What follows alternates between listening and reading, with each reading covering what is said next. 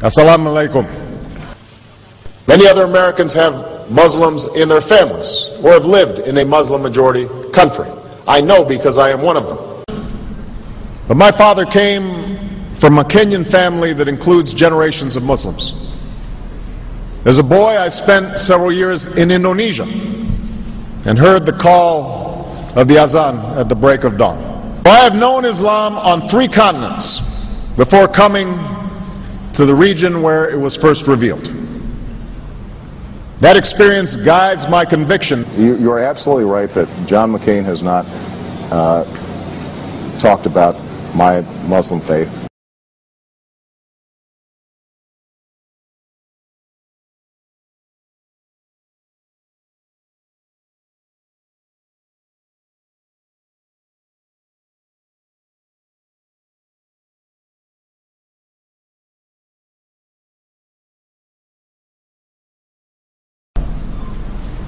As the Holy Quran tells us, the Holy Quran teaches that, the Holy Quran tells us, and the Holy Quran also says,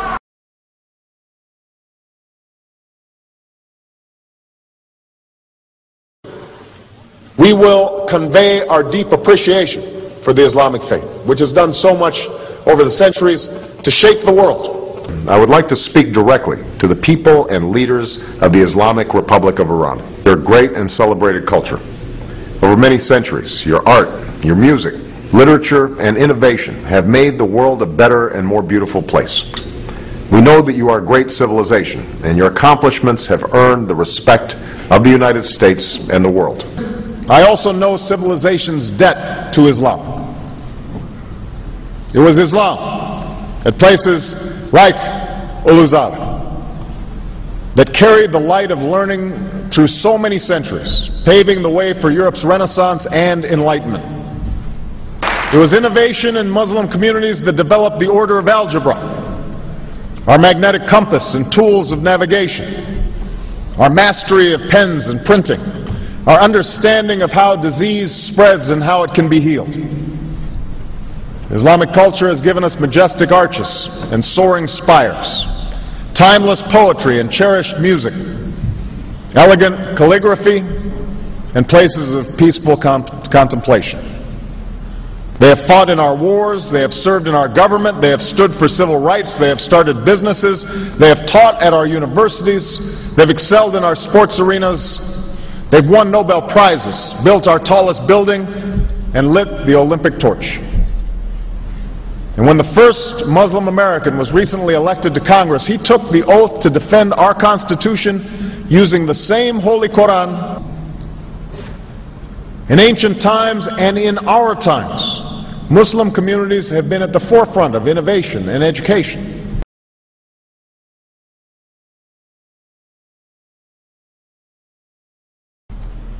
Islam is not part of the problem in combating violent extremism. It is an important part of promoting peace. The enduring faith of over 1 billion people is so much bigger than the narrow hatred of a few. In the United States, rules on charitable giving have made it harder for Muslims to fulfill their religious obligation. That's why I'm committed to working with American Muslims to ensure that they can fulfill zakat. It is important for Western countries to avoid impeding Muslim citizens from practicing religion as they see fit. And I consider it part of my responsibility as President of the United States to fight against negative stereotypes of Islam wherever they appear.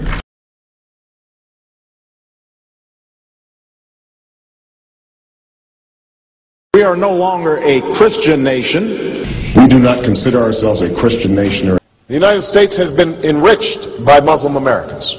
Since our founding, American Muslims have enriched the United States. Islam has always been a part of America's story. There is a mosque in every state in our union and over 1,200 mosques within our borders.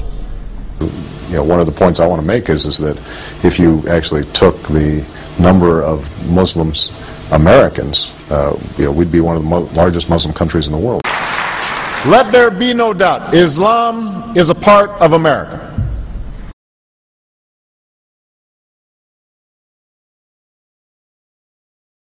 He did bow to the Muslim king, while he did not do it to the British Queen of England. And by bowing, he showed the world that I am subservient. I do bow down to you as a Muslim king, something no other president has done with Saudi Arabia. The Saudi king is his peer. He is not his subordinate in order to bow for him. And this is exactly what Obama did. Usually it is out of respect that someone would nod his head when bowing to royalty, and the ladies will give curtsy. But Obama went beyond what is required as a head of state and bowed to the Saudi king, and that's unacceptable. It sent the wrong symbol. When you say it sends the wrong signal, what signal do you think it sends? It sent a message that Islam is superior to any other master or king or president in the world, that an American president bowed to a Muslim king. It also sent a message that terrorism and jihadism is giving Islam the respect it should have on the world stage, to the point that it made an American president, for the first time in history, bow to a Muslim king.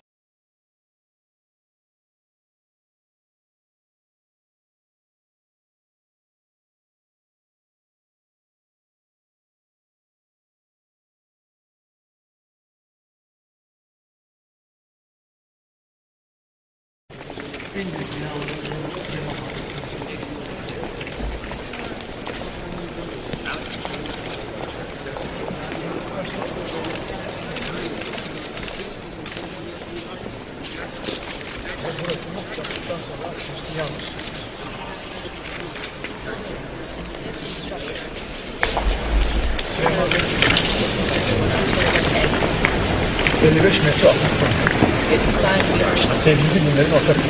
this is a common thought shared by all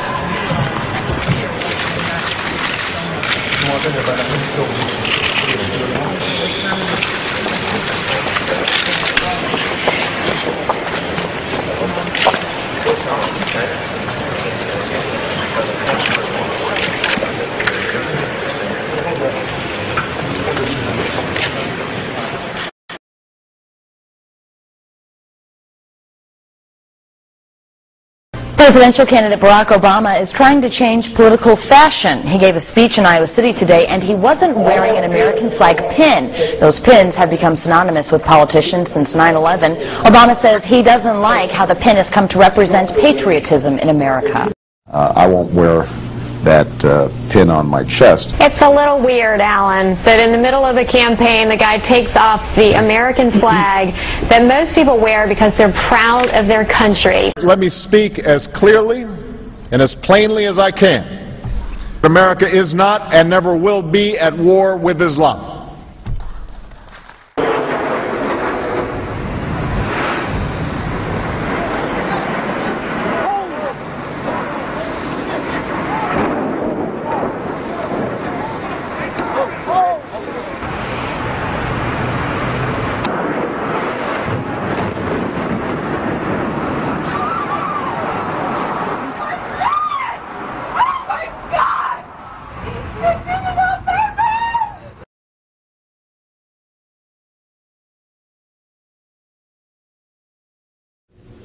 Thank you. And Eid Shoma Mubarak.